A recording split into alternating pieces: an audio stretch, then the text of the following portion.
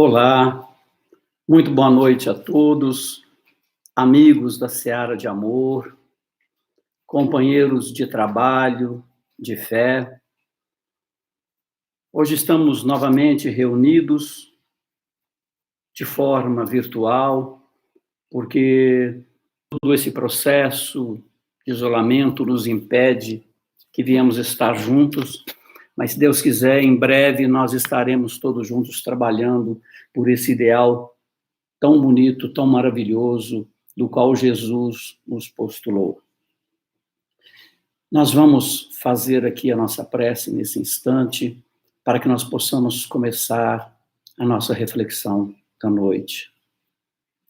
Vamos então elevar nossos pensamentos a Deus, que é Pai de infinita bondade e misericórdia, e agradecer pela vida, agradecer pela família, sobretudo pela proteção nesses momentos tão difíceis que estamos passando. E rogar a Ti, Mestre Jesus, a Tua presença nos lares de todos nós, também em nossos corações. Que possamos abrir as nossas mentes, sobretudo os nossos corações, para que o Evangelho, em nossos pensamentos, em nossos sentimentos e em nossas ações. E rogamos ao Mestre que ilumine o nosso caminho e nos proteja de todo desvio, de todo desequilíbrio, e não permita que possamos perder qualquer oportunidade de Te servir. Que o Teu amor nos envolva e que a Tua paz esteja conosco nesses momentos e permaneça para sempre. Que assim seja. Assim, meus caros irmãos, que a paz de Jesus esteja com todos. Vamos começar aqui a nossa exposição e vamos falar um pouco, a proposta, na verdade, desta noite, desses momentos tão desafiadores, dessas experiências pela qual nós estamos passando, onde a insegurança, a incerteza, o medo adentra às vezes ao nosso coração. Mas o que muitas vezes parece ser tão devastador pode significar uma oportunidade única de fazermos uma reavaliação, uma aferição e, sobretudo, de buscar a transformação na nossa vida. Então, o tema de hoje é tempo de transformação. Muitas pessoas podem perguntar por que Deus permite que essas coisas aconteçam. Por que Deus permite que essa pandemia se instale no nosso planeta, trazendo tanta desesperança, tanto sofrimento. E nós vemos pessoas, às vezes, dizendo, é castigo de Deus. Mas Deus não castiga ninguém. Outras vão dizer, isso é a fúria de Deus. Mas Deus não é furioso. Então é a vingança de Deus. Mas Deus não é vingativo. Deus é amor. E nos ama incondicionalmente. Foi assim que Jesus nos ensinou, que Ele é Pai. Um Pai amoroso, um Pai misericordioso. É importante a gente lembrar, entender que a gente não é apenas um número na criação. Nós somos um número em série. Nós não fomos criados dessa forma. Deus tem um propósito para cada um de nós. Fomos criados dentro do amor divino. Jesus nos ensina isso, que cada um é especial para Deus. E como eu sei que eu sou especial para Deus? Nós olharmos os ensinamentos do Mestre, quando ele diz que o pastor que tem 100 ovelhas deixa as 99 e vai atrás de uma que se desgarrou. De uma que se desgarrou. Olha o quanto essa ovelha é especial. Essa ovelha pode ser cada um de nós, que se desgarra de vez em quando, que se desvia do caminho. O próprio Jesus vai dizer que das ovelhas que o Pai lhe confiou, nenhuma se perderá. Nenhuma. E ele disse, se você quiser conhecer o Pai, conheça a mim. Então, a face de Deus está em Jesus, a misericórdia, a bondade de Deus está em Jesus. Então, nós não estamos desamparados. Isso é muito importante a gente entender. Não estamos à deriva nesse oceano de tribulações. Há uma sabedoria infinita regendo todo o universo e todas as leis. Há um governador espiritual que está no leme dessa embarcação chamado Terra, da qual é o Cristo. Então não há por que temer. Mas então nos vem a pergunta novamente, por que Deus permite que isso aconteça?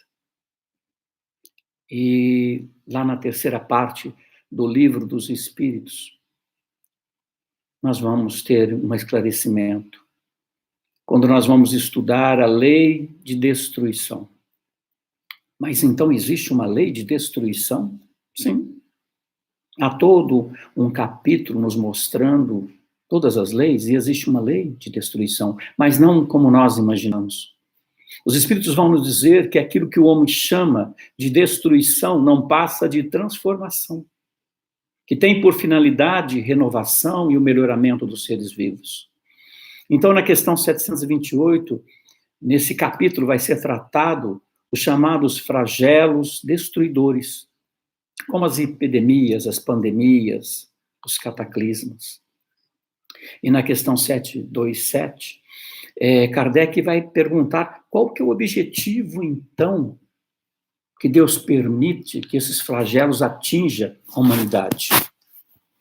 E os Espíritos vão responder com o objetivo de fazer a humanidade progredir mais depressa. Mais depressa.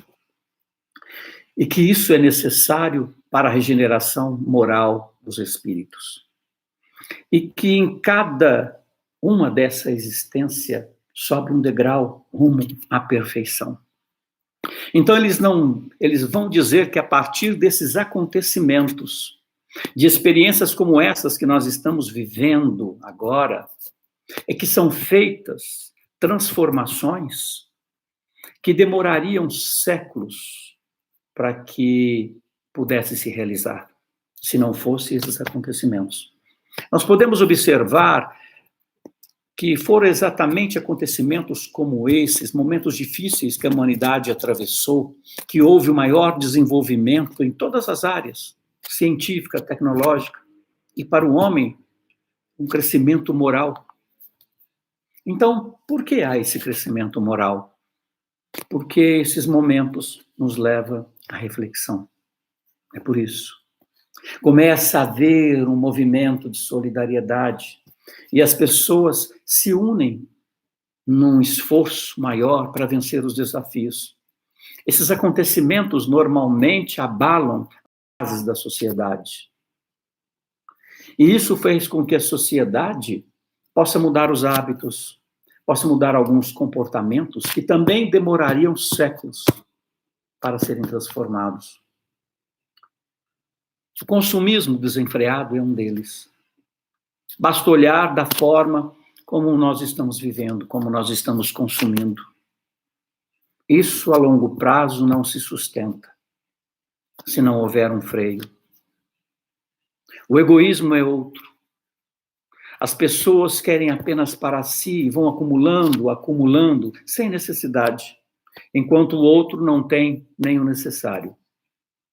A prepotência é outro. De achar que pode ser maior que o outro.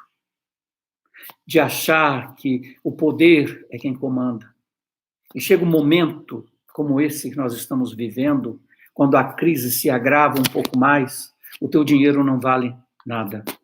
Nada. Na Itália, se nós observarmos, nós vamos ver que a crise se aprofundou de tal forma que quem tem plano de saúde lá, o melhor plano de saúde, e um morador de rua, são atendidos da mesma forma. Da mesma forma. O dinheiro ali perdeu, o poder perdeu o valor. Tudo isso nos traz uma reflexão para todos nós. Algumas coisas têm que perder a importância e outras têm que surgir, como a solidariedade, como a gentileza, o altruísmo. E aí nós vamos começar a entender, a aprender o que é essencial, o que é supérfluo, o que realmente tem importância na nossa vida. Então, é para isso que servem esses acontecimentos, que parecem tão sem propósitos, que parecem destruidores, mas são movimentos de transformações coletivas e individuais. Tudo isso que está acontecendo nesse momento é uma prova coletiva, mas também individual. É uma prova onde todos nós seremos aferidos. E é isso que nós temos nesse momento de prestar atenção. É nisso que nós temos que refletir. O que isso tudo representa para mim? Qual a minha percepção diante de tudo isso? Qual a minha prova diante de tudo isso? Quais as mudanças que eu tenho que fazer? Porque é engraçado, nós vemos pessoas dando depoimentos fantásticos, comoventes. Pessoas que entenderam a mensagem realmente que está sendo transmitida a toda a humanidade. E eles dizem, a humanidade não será mais a mesma depois disso. Agora seremos um mundo muito melhor, um mundo regenerado. As famílias estão mais unidas. Há uma maior solidariedade. As pessoas vão ser mais altruístas, isso e aquilo. Isso é verdade. Essa é a mensagem de todas essas experiências que estamos passando. As pessoas identificaram esse momento de reflexão e de mudança, sim. Entenderam que as pessoas têm que rever os seus valores, as suas posturas, seus comportamentos. Isso é muito bom. Mas é uma coisa muito importante, meus amigos, é que poucas pessoas trouxeram isso para suas vidas, para a sua família, para os seus conflitos. Olham para tudo isso como se a humanidade tivesse que mudar, mas não ele. Como se os conflitos familiares dos outros tivessem que ser resolvidos, mas não o meu. Como se os conflitos internos fossem superados, mas não os meus. Ou seja, como que as outras pessoas tivessem que melhorar, se transformarem em pessoas melhores, mas não eu. Então, tem gente que está doida para tudo isso acabar, para esse isolamento acabar, e viver aí num mundo transformado, num mundo melhor, menos ele. Nós temos que trazer essa mensagem de transformação para a nossa vida. Senão, não vale a pena tudo o que está acontecendo. Se nós não conseguirmos fazer desse momento um momento de reflexão, não vale a pena, isso não acaba. Então eu tenho que ver como eu tenho vivido até agora. Como eu posso consertar os meus equívocos lá do passado. Quais são os meus conflitos internos que eu tenho que trabalhar.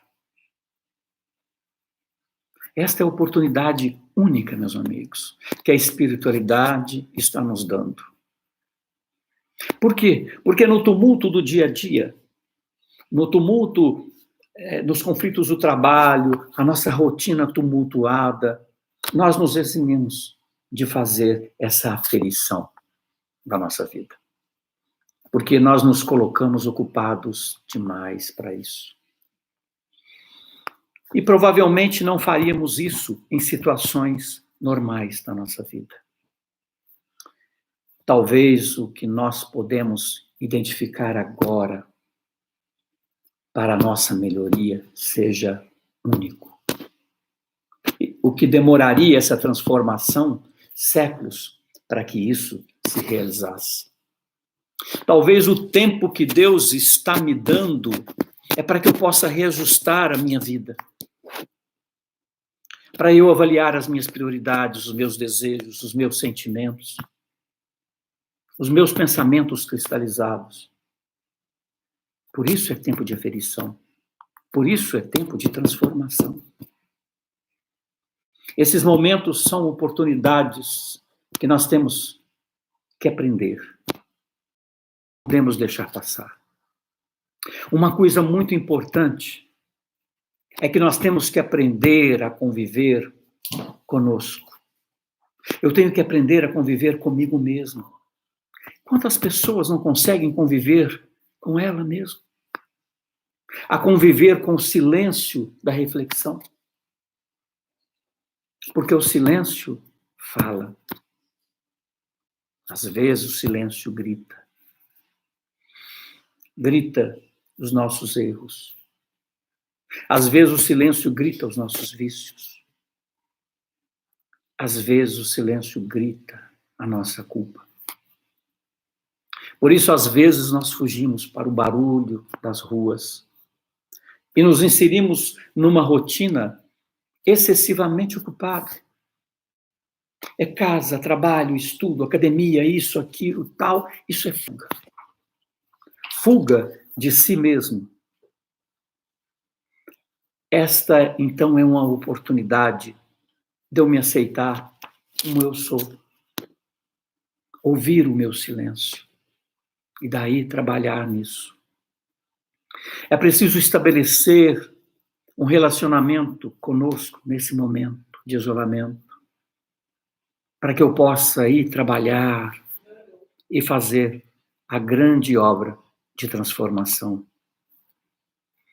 É lógico que tudo o que está acontecendo, meus amigos, vai trazer uma série de preocupações para todos nós. Nosso trabalho, eu não sei como vai ser amanhã, se nós teremos recursos materiais para o sustento da nossa família, as contas para pagar. Tudo isso gera preocupação, é lógico. Mas ao recorreios e não o fim.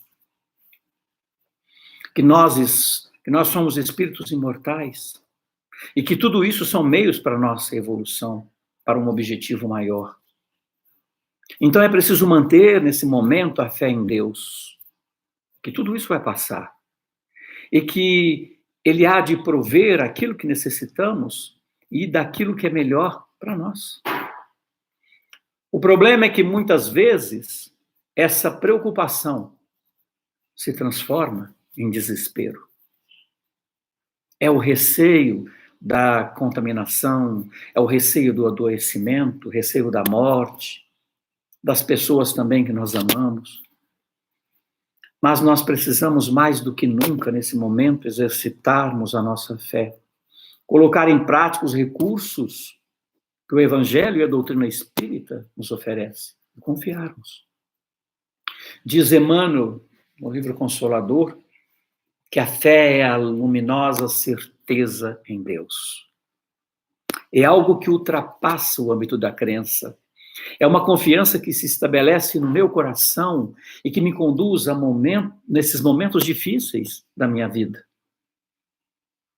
Fé em hebraico significa emuná, traduzindo fidelidade. Fidelidade. Ser fiel a tudo que nós aprendemos, agir de acordo com aquilo que eu sei.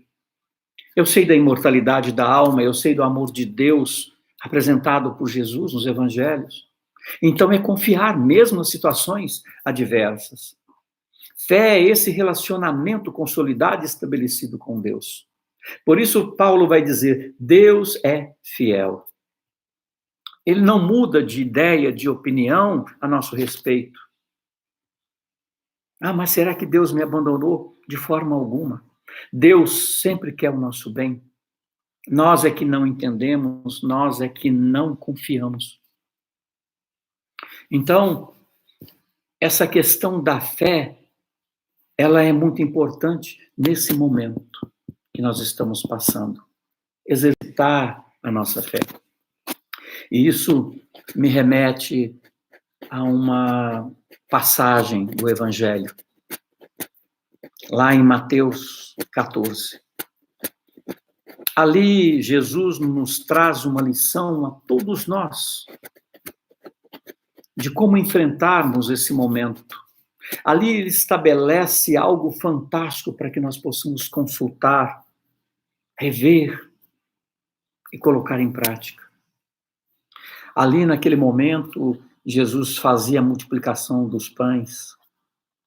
E, ao terminar, ele pede aos seus discípulos que peguem o barco e vão para o mar. Vão em alto mar para poderem atravessar. E aí já vem uma lição. As águas significam as dificuldades, os problemas. Quando Jesus fala para os discípulos irem para o alto mar, é para ir às águas profundas, para enfrentar as dificuldades maiores. E ali ele ordena, então, que os discípulos vão, e ele fica despedindo da multidão. E depois de despedir da multidão, ele sobe a um monte para orar. O barco, então, já estava em alto mar. E era uma madrugada muito fria, e o vento começa a ser contrário, e o barco passa a ser açoitado pelas ombras.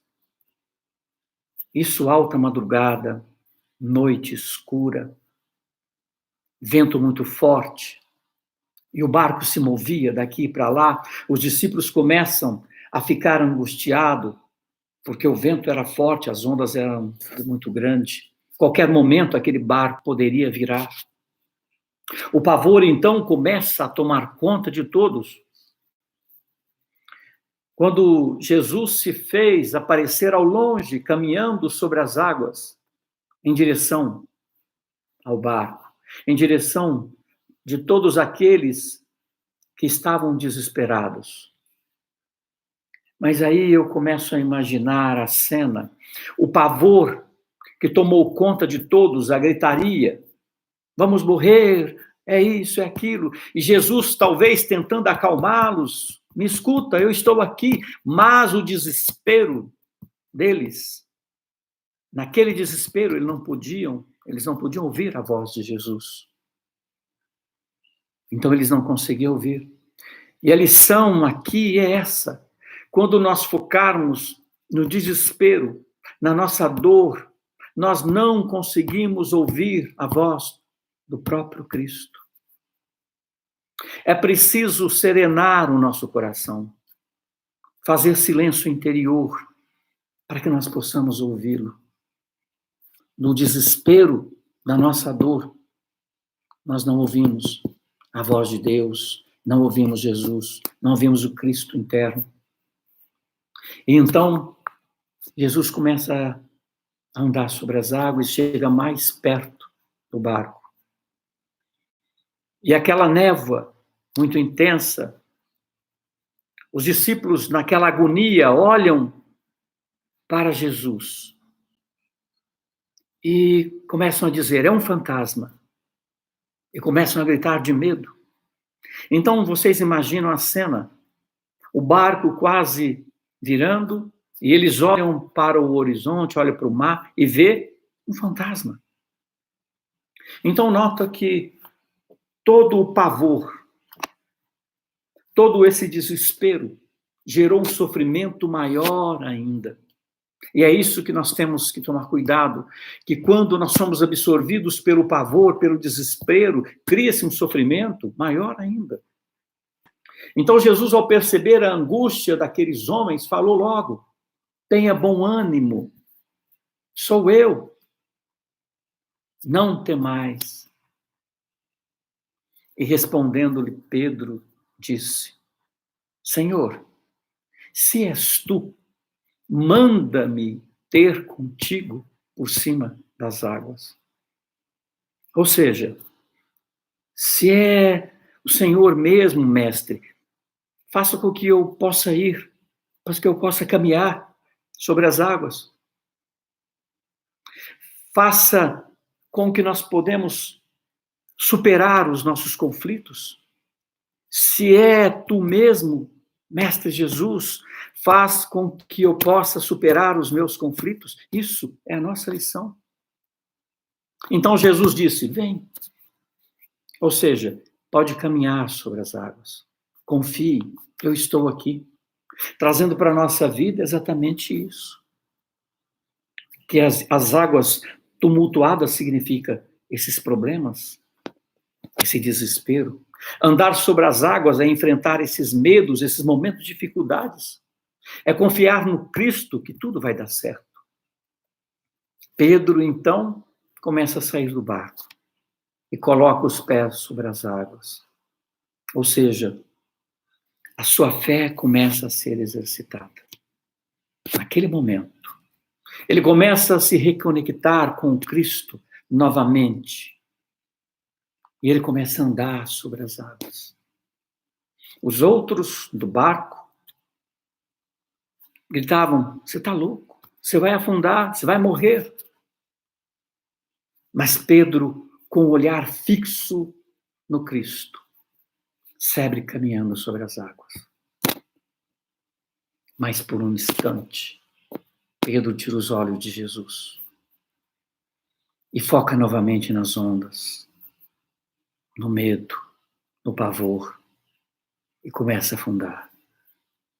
A lição aqui, meus amigos, é que se você tirar o foco do Cristo, se você perder a confiança, se você não focar nas coisas que te elevam, no pensamento positivo, e focar apenas no problema, na dificuldade, você entra em desespero e afunda. Nós não sabemos, mas talvez Pedro, ouvindo aqueles que ficaram no barco, diziam: você não vai conseguir, você vai afundar. Isso pode ter feito com que Pedro entrasse naquela onda mental de pessimismo, de desesperança, de medo, e ele afundou. Ou seja, por mais que as pessoas dizem que o caos se estabeleceu, por mais que você ouça na mídia notícias desesperadoras, mantenha o foco no Cristo, mantenha a fé. Não foque no pessimismo, não foque no desalento. Nós temos que tomar cuidado, meus amigos, para não sermos aqueles também que causam desalento às outras pessoas. Muito cuidado ao repassar uma mensagem que você recebe no WhatsApp, uma mensagem que você não sabe nem a fonte, uma mensagem negativa para outra pessoa. Você pode estar colaborando para que ela possa afundar. Você pode ter até uma estrutura para suportar aquilo, mas talvez ela não. Então é muito importante que nós chequemos as fontes. Que nós possamos não dar ouvidos a tudo isso que só nos leva para baixo, ao pessimismo. Nós precisamos manter o ânimo elevado, é isso que Jesus pede de todos nós. Nesse momento tão difícil, manter a fé, manter esse alto astral, sabendo que tudo o que acontecer conosco está dentro de um contexto, que tudo é melhor para nós, para a nossa evolução. Então o Evangelho diz que Pedro afundou e começou a gritar, dizendo: Senhor, salva-me.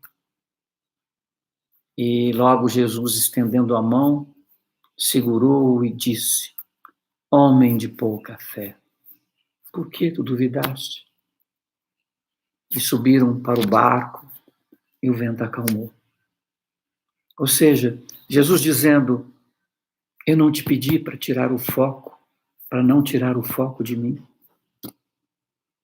Para não olhar para o desespero, para não olhar para o pessimismo. Você tirou os olhos de mim e focou nos problemas, focou no medo, focou no pessimismo daqueles que não confiam. Essa é a mensagem nesse momento para todos nós. Nesse momento onde nós passamos experiências tão difíceis e situações adversas. Mantenha o ânimo elevado, mantenha o pensamento positivo. Acalma o seu coração e confie. Jesus está conosco. E Deus não desampara nunca, nunca. Essa é a mensagem que nós queríamos passar para todos vocês nessa noite. E também dizer que o Evangelho e a doutrina espírita têm recursos maravilhosos para que nós possamos passar esses momentos tão difíceis. A prece é o mais essencial de todos, porque é o verdadeiro combustível para as nossas forças. E a prece está ao alcance de todos, sem distinção. Podemos usar a todo momento esse recurso poderoso. O estudo do Evangelho, outro recurso fantástico, um recurso inesgotável, que nos mantém conectados com as esferas superiores e com o próprio Cristo. Nos mantém na sintonia da esperança, da fé. Outro recurso, o Evangelho no lar. Um recurso que mantém a família unida nesses momentos e traz ao nosso lar a proteção da espiritualidade maior. É preciso ter esperança, meus amigos. Emmanuel vai dizer que a esperança é filha dileta da fé. A primeira filha da fé é a esperança. É ela que nos dá força para caminhar. Ele vai dizer que a fé é o sol e a esperança é a lua. A lua é aquela que ilumina nos momentos de maior escuridão, enquanto o sol ainda não raiou. Então, nesses momentos, nós temos a esperança. É nesses momentos de sombra, de desafio e de dores que vivemos, precisamos recorrer à luz da esperança que serena o nosso coração. Enquanto a claridade da fé ainda não raiou. Então, essa é a mensagem, meus amigos. Espero que todos possam absorver do Evangelho essas lições primorosas que fortificam o nosso espírito e que isso possa passar o mais depressa possível. Mas é importante relembrarmos, isso só vai passar na medida em que nós nos comprometermos em aferir os nossos comportamentos, os nossos pensamentos, os nossos sentimentos, as nossas posturas de vida. Muito obrigado, desejo a todos muita paz em seus corações, muita luz, muita lucidez nessa hora, muita serenidade, sabedoria para enfrentar os desafios. Que Jesus os abençoe e os proteja. Amém.